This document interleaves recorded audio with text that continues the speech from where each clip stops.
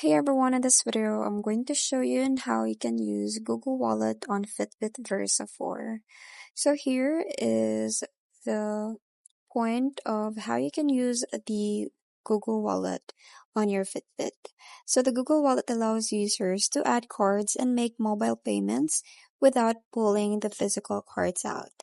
So in Fitbit's line, there are only two devices that can make use of contactless payment, and that is the Versa 4 and the Sense 2. So, if you're asking on how you can add Google Wallet to the Fitbit Versa 4 or Sense 2, here are the steps on how you can do that. So, using Google Wallet on your Fitbit Versa 4 or the Sense 2 is really easy. So, with the Fitbit application, having a button to take it to an easy install.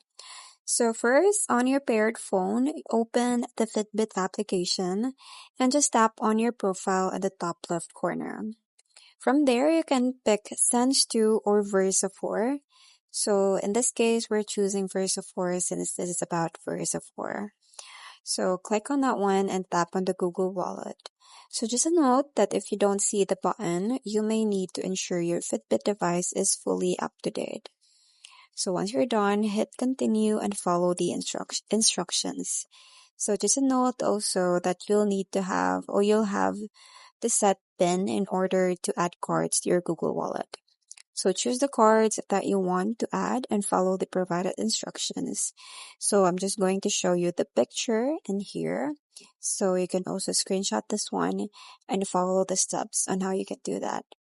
So the whole process only takes a couple of minutes to complete and can be virtually painless unless your bank makes it difficult to verify your card for the Google Wallet. So that's pretty much it. I hope you find this video helpful. Thank you for watching and I'll see you in my next one. Bye!